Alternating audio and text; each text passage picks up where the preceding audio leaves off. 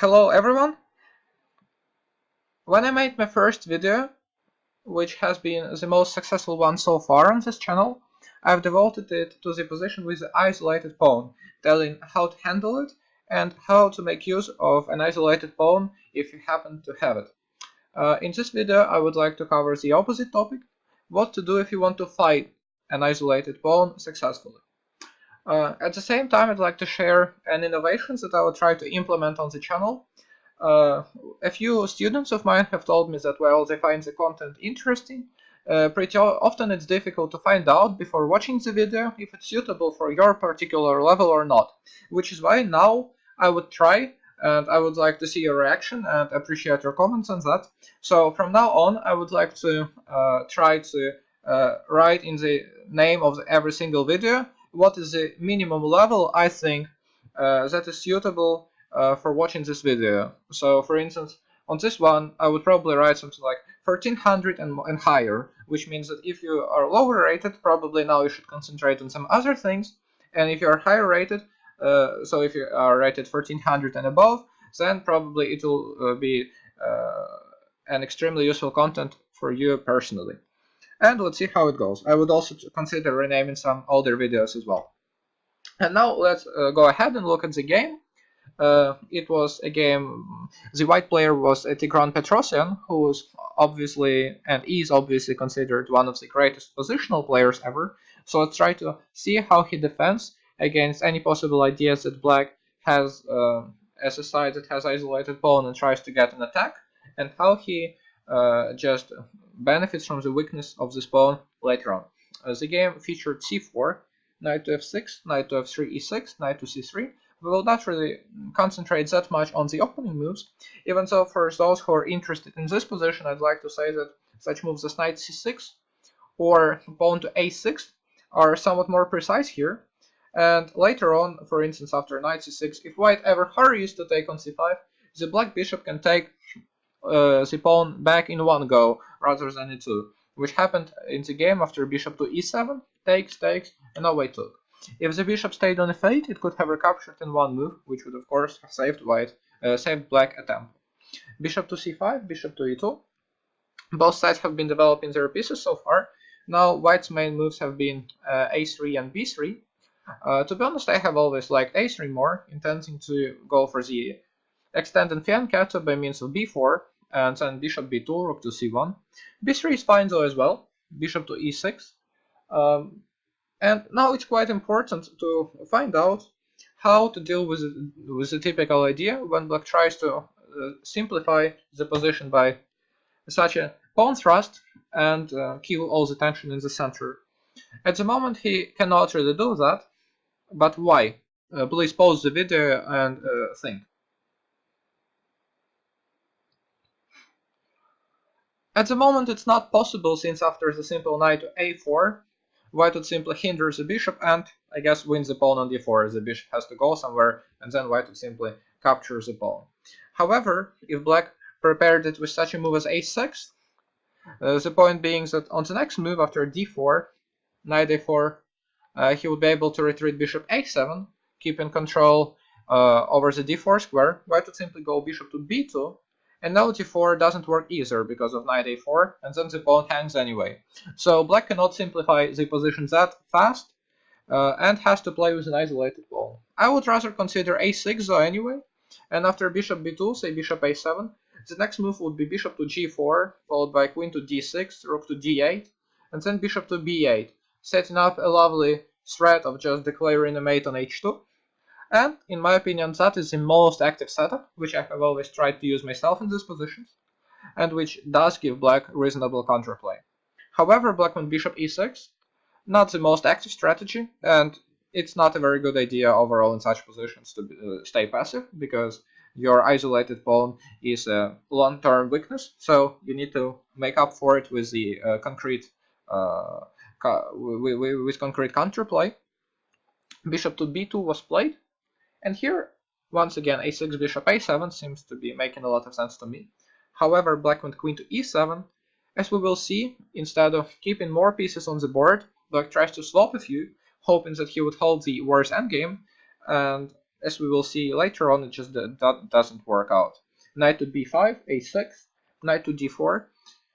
Once again, as I had mentioned in the previous video, which by the way you can have a look at after this one, I'll leave a link in this video. As I said there, the side with an isolated pawn should try to keep minor pieces on the board, so that he avoids the extremely unpleasant rook endgame or any endgame with the rooks and queens. Instead, black tries to swap all the pieces, bishop to a3. He does manage to do that, bishop to queen to c1, takes. Rook to c8, rook to c1. Black is completely deprived of any counterplay, as we can see here, and now white simply improves the positions of his pieces step by step and transposes to the conversion process. Bishop to d3, queen to d6, intending some knight g4. Of course, it doesn't work out, just h3. Knight to d7. I think that the better move would have been knight to e4, which even optically seems more active. Instead, black went knight to d7, which is not a very good continuation. And now I'd like to present you another task.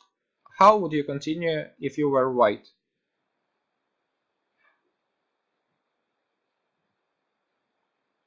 Indeed, an extremely strong move is knight to f5, which threatens mate on g7 and prevents the move queen to e5 because of tactical reasons. What should white do in the case if black goes queen to e5? Indeed, white can just win material with a fork. Of course, not immediately since his queen is hanging as well, but for instance taking on e5 or giving a check first, king h8, now taken, taken. Makes a lot of sense. Even though you need to calculate a bit longer. Knight to d3, rook to c3. And white attacks the knight on d3 and either just ends up with an extra exchange after rook d3, or if the black knight retreats, the white knight would retreat as well. White would stay with an extra exchange anyway. So bishop takes f5, bishop takes f5, g6, and here, to be honest, it would be the only situation in this game when I don't really like the decision made by Petrosian.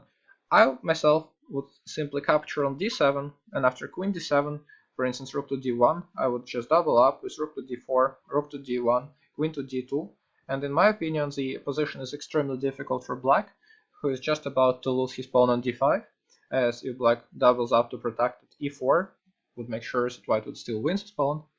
So I think the position is incredibly unpleasant for black, but Petrosian probably simply wanted to play for even more. He went bishop to g4, which it seems lets black off the hook for a while. h5, bishop f3, knight e5, bishop e2 takes, rook to d8. Some maneuvering is about to come now. Rook to d1, queen f6, queen d4, queen e7, queen to b6, rook to d7, b4, and here black went knight to c6. He should have simply waited with something like queen to d6 when white remains much better, but of course the breakthrough wouldn't be such an easy task. Instead, knight c6 was played. And now I'd like to present you with another challenge. What should you do as white?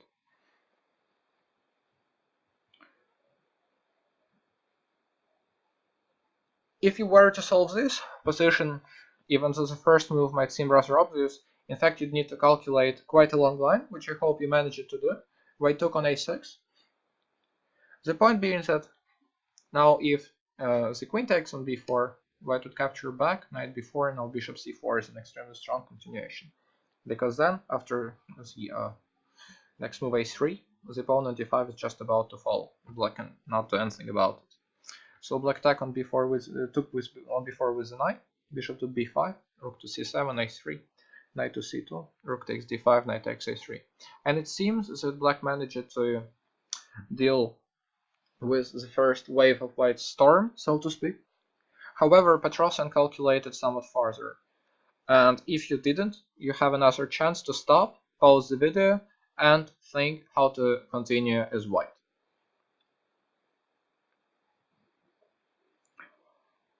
Even though after the simple bishop f1 or something similar, white does keep the advantage, he has a much more concrete and precise way to continue. White had spotted that the black king, in fact, isn't defended that well, and went queen to d4. The point being that after knight b5, rook d8, either black has to part with his queen, or after king h7 there is a lovely mate, rook h8 or queen h8, whatever you prefer better. Which is why black went rook to c8. But now another pretty move comes, bishop to d3, which first of all makes sure that the black knight is just cut, it's never able to get back. And after b5, it turns out that not only did white cut the black knight on a3, but also he has another threat of his own. And if you want to find it, please pause the video and try to do that. White comes up with a decisive attack after the pretty bishop takes g6. The point being that after taking rook d7, queen f8, now comes a thing which is called ladder. In chess literature, white approaches his queen following the so-called steps, queen d5, queen e5, queen a6, and after king h8, white just took on g6. And since there is no defense to the numerous mates, queen h7 is a threat. If queen g8, then queen h6 would be a mate, queen f6 would be a mate, so black just resigned after queen takes g6, which in my opinion is an extremely pretty game, which could have been won by the simple technical means had white continued bishop takes d7 in this position, but white preferred to make it somewhat more complex, and maybe he is actually right, even though still, even after looking at this game, I would prefer to act somewhat differently.